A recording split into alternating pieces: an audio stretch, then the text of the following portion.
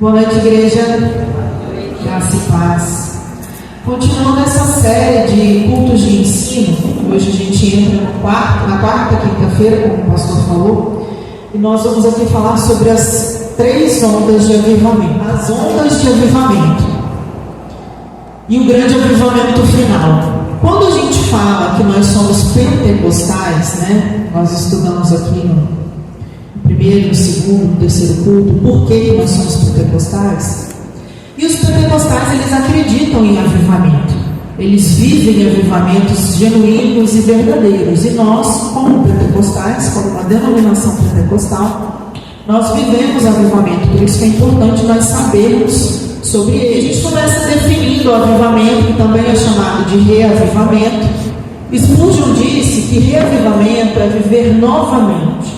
É receber novamente uma vida que quase expirou.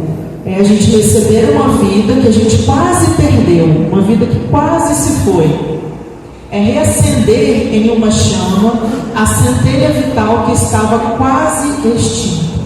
E quando a gente fala sobre avivamento espiritual, é o Senhor vindo com uma onda, com o seu Espírito Santo sobre as nações, ou sobre nações específicas, porque existem avivamentos que aconteceram no mundo todo, outros em alguma cidade de maneira isolada.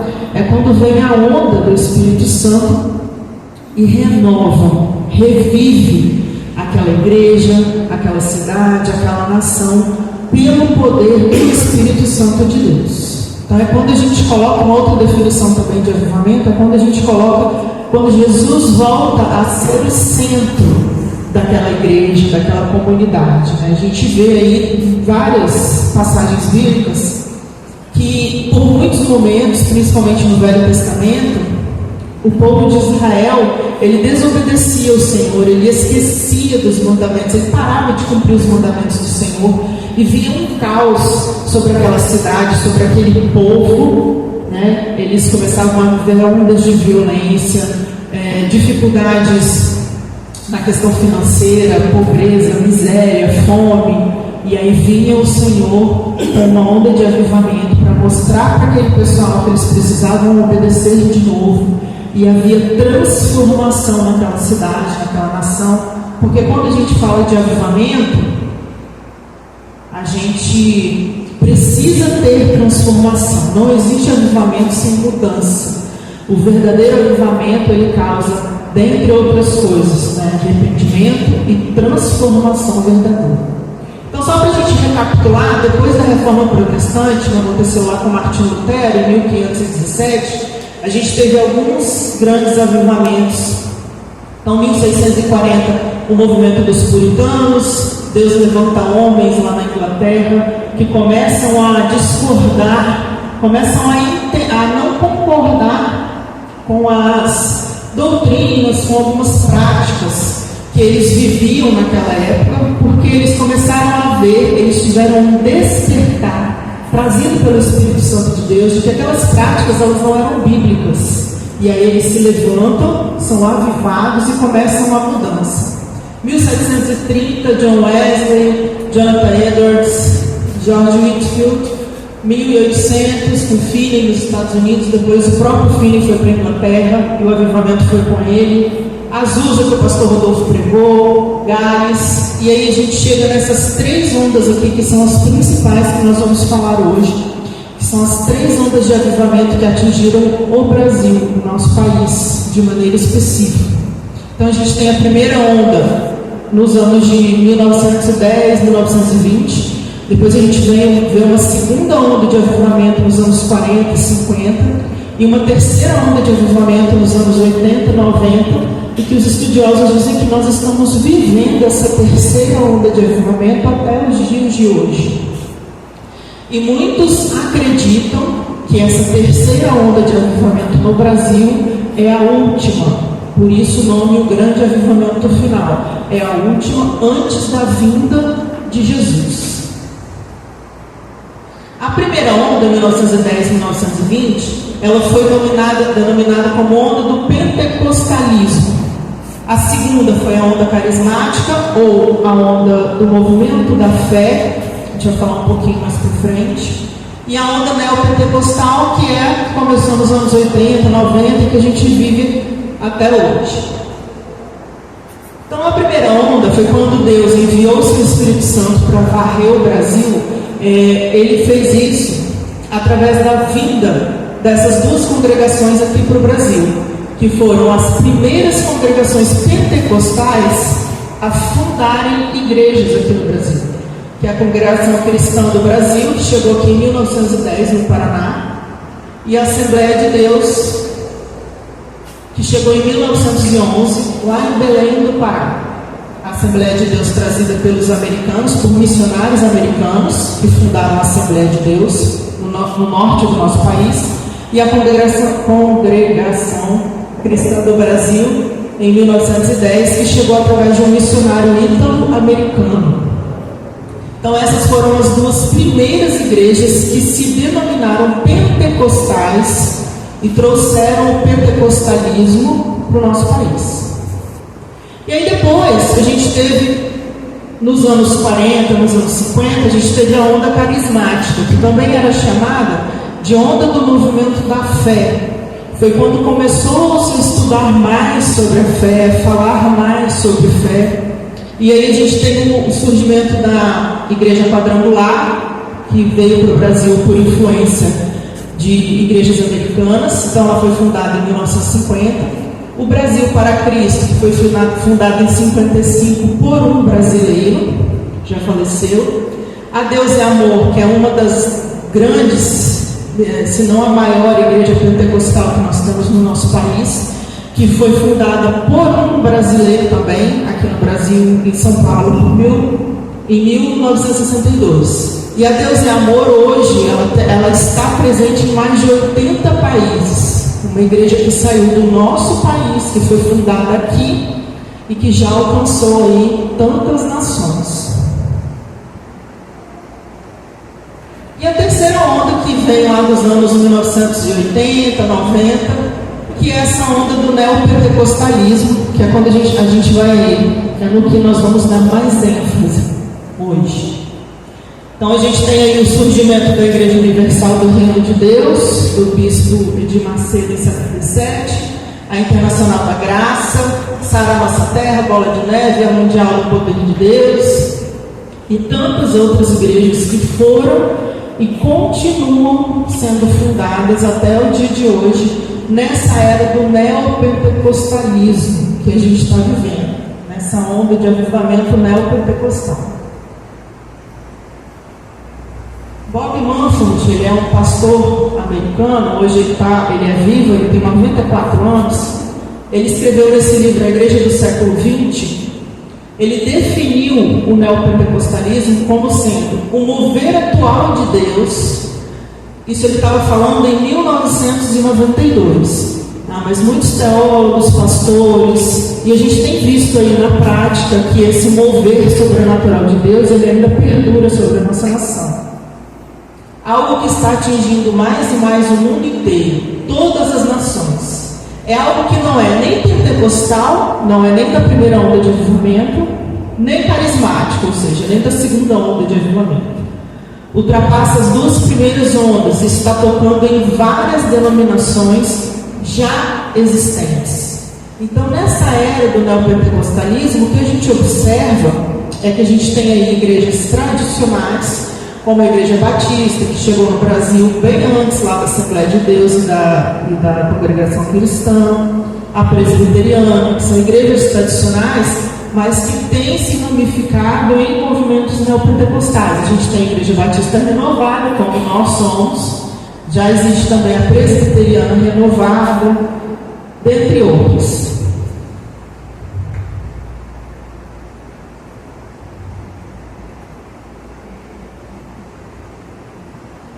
Mateus voltou.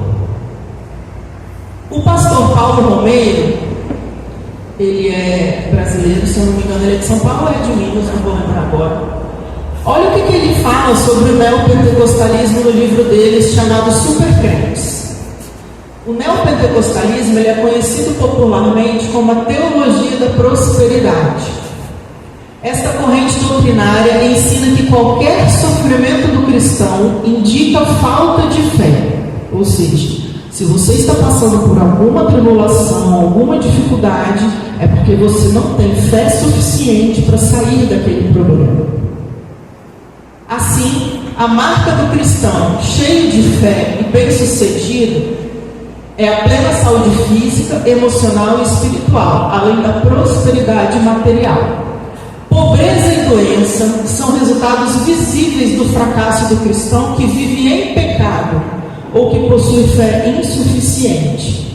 Então, essa teologia da prosperidade, ela é pregada em muitas igrejas, infelizmente, onde eles dizem que se você está passando por qualquer tipo de problema, só tem duas causas para isso. Ou você não tem fé suficiente em crer que Jesus pode mudar a sua história, o seu problema, transformar o seu problema numa bênção, ou você está em pecado. E a gente sabe que não é bem isso que a Bíblia nos ensina, né? Então, entrando nas 3 ondas de avivamento aqui no Brasil, a gente pode observar que Deus, Ele tem uma mensagem para todos nós, para as nações onde Ele leva ao avivamento. Aí Deus tem falado com a nação brasileira da seguinte maneira: a gente observou, quem estudou, quando eu nem nasci naquela 1910, 1920, na primeira onda de avivamento da igreja brasileira, que Deus ele veio sobre a igreja. E eu queria que você abrisse sua Bíblia comigo, lá em Isaías 61.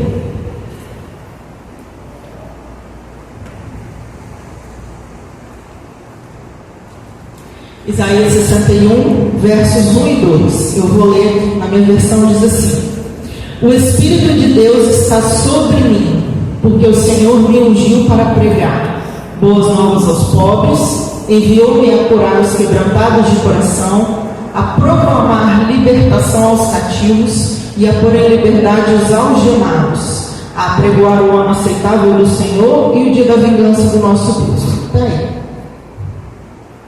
O comecinho do versículo 1 diz: o Espírito do Senhor Deus está... Qual é a preposição, palavra, não sei, não entendo de português, que ele usa aí é o quê? Sobre mim. O Espírito do Senhor está sobre mim. Agora vamos lá para Atos 1:8.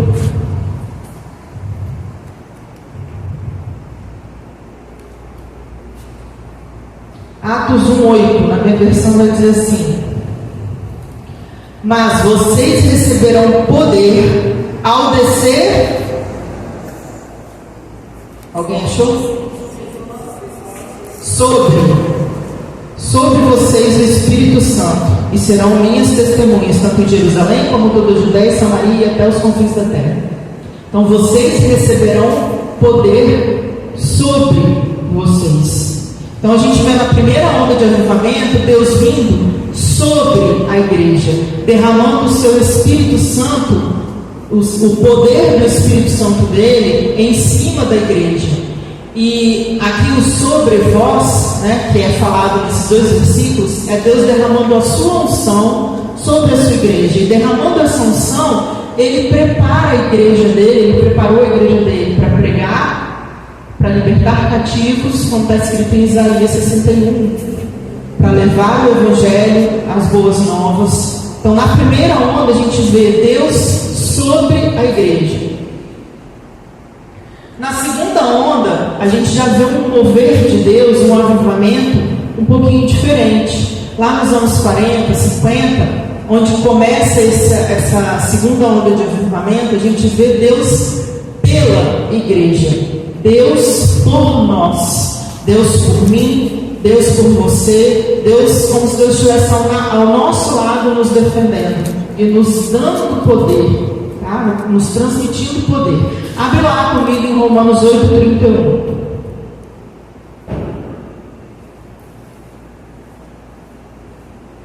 Romanos 8:31 diz assim: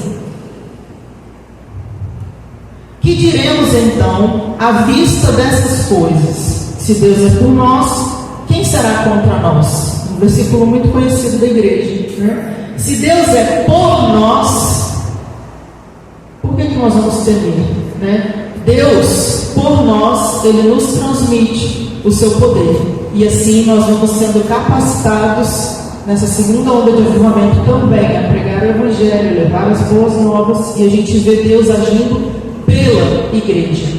E aqui, nessas décadas, começou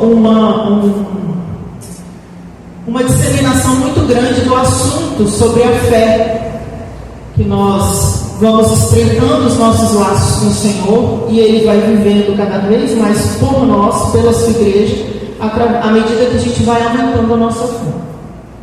E aí a gente entra na terceira onda de avivamento, anos 80, 90, onde a gente vê um mover de Deus na igreja, ou em nós que somos igreja, dentro de nós. Isso é uma coisa que a gente pode observar até nos dias de hoje. Se a gente parar um pouquinho para refletir, para estudar um pouquinho, a gente vê que isso tem acontecido.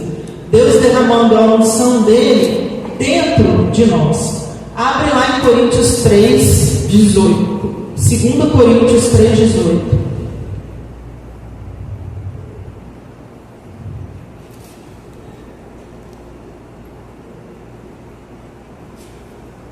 Segunda Coríntios 3, 18.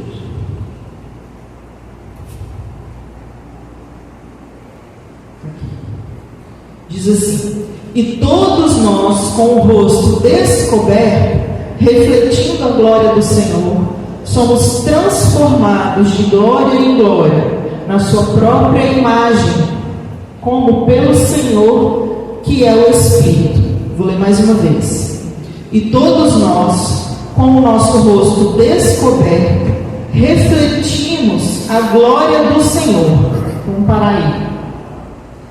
A gente só consegue refletir alguma coisa que a gente tem dentro de nós, certo? A gente não consegue refletir algo que não existe dentro da gente. Então aqui diz que todos nós refletimos a glória do Senhor. Nós refletimos a glória do Senhor porque Ele está dentro de nós, porque Ele está em nós. E continuando, diz assim: e com isso nós somos transformados de glória em glória na sua própria imagem.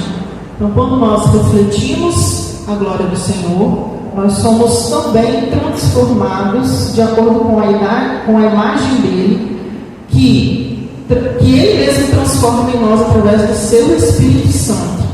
Então aqui a gente observa Deus dentro de nós, né? Nós somos morada do Espírito Santo. É o Senhor vindo com uma onda de avivamento que vai trazer mais consciência para a sua igreja de que o Espírito dele habita dentro de nós, e isso gera transformação. No início a gente falou que todo avivamento ele combina com transformação. E nessa terceira onda, os estudiosos dizem que isso é ainda mais visível, mais notável, a onda de transformação que está vindo através do poder do Espírito Santo dentro de nós, dentro das igrejas, daqueles que escolhem entrar nessa terceira onda de avivamento e ter mais intimidade com o Senhor. Romanos 8, 29.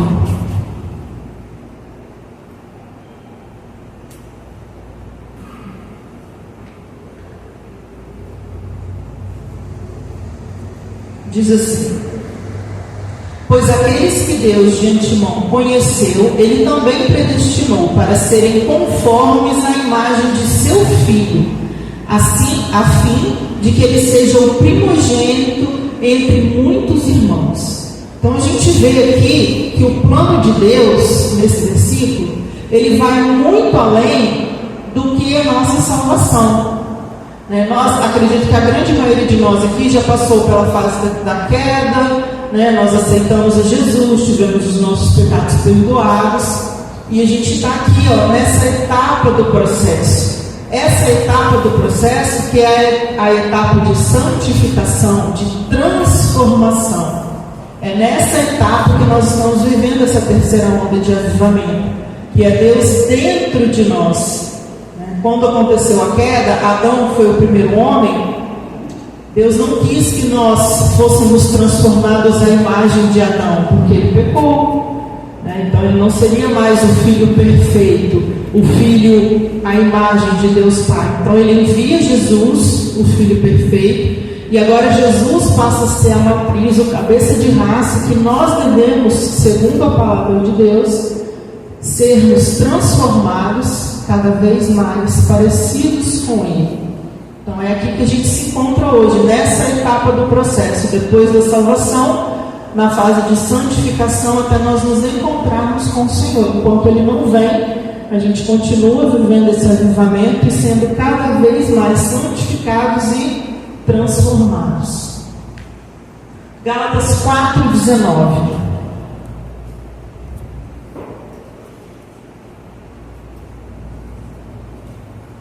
Diz assim: meus filhos, por quem de novo estou sofrendo as dores de parto, até que Cristo seja formado em vocês. Aqui a gente vê o apóstolo Paulo falando aos Gálatas, e ele diz: meus filhos, eu estou sofrendo dores de parto, até que Cristo seja visto em vocês, ou seja, até que o caráter de vocês seja transformado, de maneira tal que Cristo possa ser refletido em vocês. E como Paulo diz aqui que ele estava sofrendo dores de parto, a gente sabe que toda transformação, toda mudança, ela tem um preço, ela tem um custo, que muitas vezes é o sofrimento, é a dor, é a dificuldade. A gente sabe que muitas vezes, para a gente ter transformação, a gente precisa colocar algumas coisas aos pés da cruz de Jesus. E isso a gente consegue quando a gente vive um avivamento verdadeiro. O evangelista Leonard Ravenhill, ele escreveu um livro muito conhecido sobre avivamento, que é Por que Tarda o Pleno Avivamento, que foi escrito em 1979. E nesse livro ele traz uma coisa que me chama muita atenção, que é: nós precisamos de ação nos púlpitos, mas nós também precisamos de ação nos bancos. Então muitas vezes a gente quer uma igreja, não, eu quero ir naquela igreja porque ali eu sinto a presença de Deus, eu sinto que Jesus está ali, o pregador tem uma unção, a palavra tem uma unção, mas a gente nem se coça para fazer a nossa parte, para nos transformarmos em busca de sermos semelhantes a Jesus. Então não adianta só o pastor, a liderança da igreja, fazer a parte deles, buscando intimidade com Deus, né, ganhando mais unção do Senhor para trazer, para nos alimentar, se a gente vem toda quinta, todo domingo, toda quinta, todo domingo, e nós não somos confrontados pela mensagem. Quando nós não somos confrontados pela mensagem, provavelmente alguma coisa tem de errado conosco. Nós estamos precisando de um avivamento, porque quando nós estamos vivendo um avivamento, dispostos a sermos transformados, a mensagem, a Bíblia, ela tem que nos confrontar, a ponto de a gente ter um estado e falar: eu preciso mudar, né? Eu não estou parecido com Jesus, eu não estou no caminho da santificação. E esse despertamento, ele vem.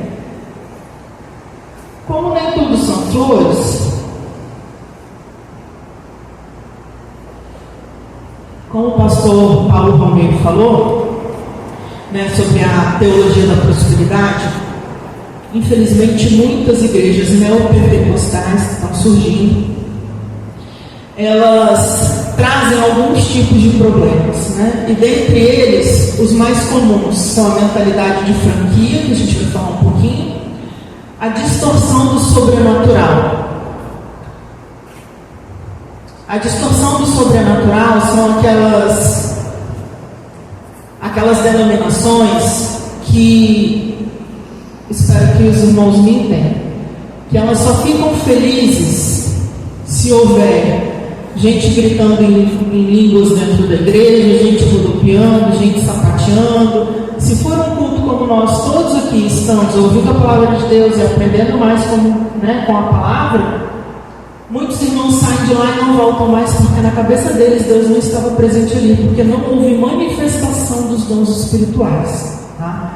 Isso é comum em muitas igrejas, a gente chama de distorção do sobrenatural. São igrejas que elas não fazem acompanhamento, ou não conseguem fazer acompanhamento dos fiéis. Por quê? Porque são igrejas que visam encher os templos, encher as igrejas de pessoas, mas elas não têm condições, ou não querem, não se preocupam em limpar essas pessoas, né? Aqui a gente faz uma comparação com os peixes. Eles querem pescar muitos peixes, muitas pessoas, mas eles não se preocupam em limpar, em cuidar. Limpar o peixe dá trabalho. Cuidar de pessoas, de almas feridas, dá muito trabalho. Discipular pessoas dá trabalho. Então a gente observa nessas igrejas neopentecostais, não todas obviamente, que tem essa parte de só encherem o templo, mas não conseguirem cuidar das pessoas. E sobre a mentalidade de franquia, isso não é generalizando, tá, irmãos? A gente não está citando de nome de congregação, nem vamos fazer isso, mas isso não é generalizando. O pastor Rui Raiol, ele escreveu um artigo que se chama Igrejas de Franquia, é o título do artigo dele, muito interessante. Depois vocês vão no Google lá, que vocês vão conseguir ler ele todo, não é grande não. E eu separei essas duas partes aqui pra gente. Olha o que ele fala. O problema está no sentido comercial. Diferente de antigas igrejas evangélicas que se expandiram naturalmente, tendo como pregação a salvação. A partir da década de 60, assistimos ao crescimento de uma mercantilização da Bíblia. A base doutrinária dessas igrejas de franquia está na mal ensinada teologia da prosperidade. Franqueadores modernos ensinam que o Evangelho é um passaporte para um mundo de felicidades temporais. Todavia, para receber esse tipo de bênção, o fiel deve sacrificar, isto é, esvaziar o bolso para a instituição, para a igreja. A resposta das orações das pessoas, dos fiéis, ela é diretamente proporcional ao ato de ofertar, ele está querendo dizer. O contrário é incredulidade, ou seja, se a pessoa não oferta muito, ela não vai ter muitas bênçãos. Se ela não oferta muito, é porque ela é incrédula, ela não acredita. Para atrair seguidores, que não faltam no país de mazelas sociais, os pastores de igreja de franquia maquinam as mais mirabolantes campanhas. Você poderá rodear muralhas, receber uma rosa, tomar um banho de sal grosso, beber água do Rio Jordão, untar-se da cabeça aos pés, mergulhar em tanques ou, no mínimo, beber um copo de água no chão. É como em todo o sistema de franquia. O produto, as ideias, o modo de falar dos líderes franqueados, tudo tem que ser fiel ao franqueador.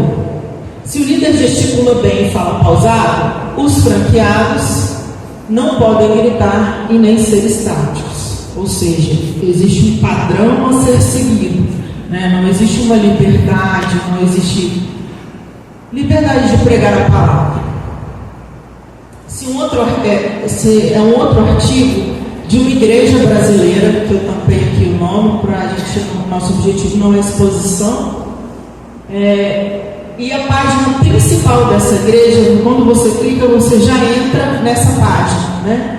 E ela já começa assim: o propósito da prosperidade.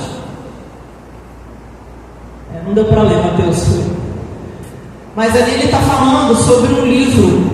Ele tira trechos de um livro falando sobre a prosperidade, distorcendo alguns textos bíblicos, dizendo que Deus é o dono do ouro e da prata, que quando a gente segue ao Senhor, a gente não vai ter problemas, a gente não vai ter lutas, enfim, essas teorias.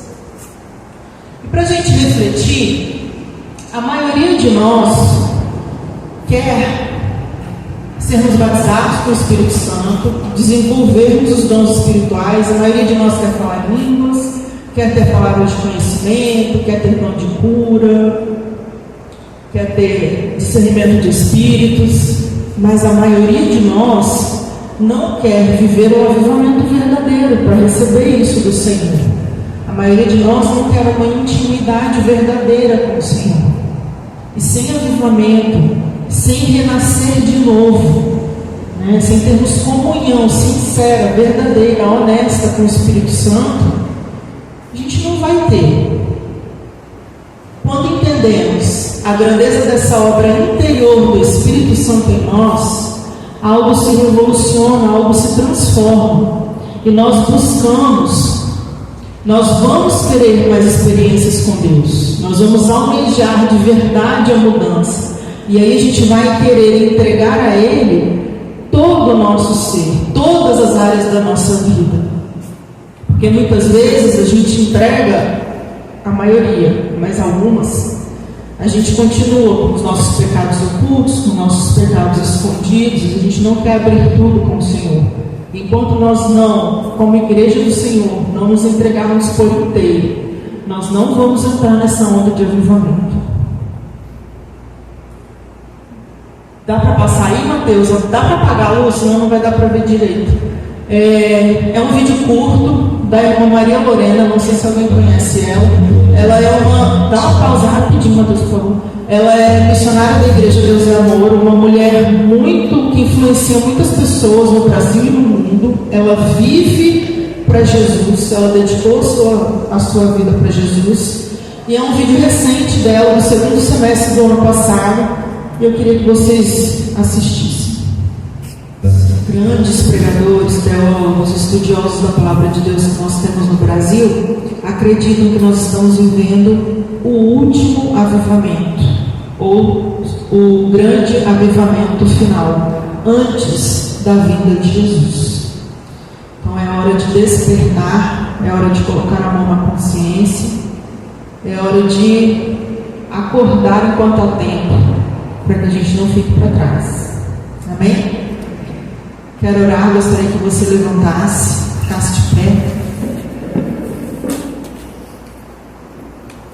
Senhor Jesus, muito obrigado, papai, por essa palavra que o Senhor compartilhou conosco hoje.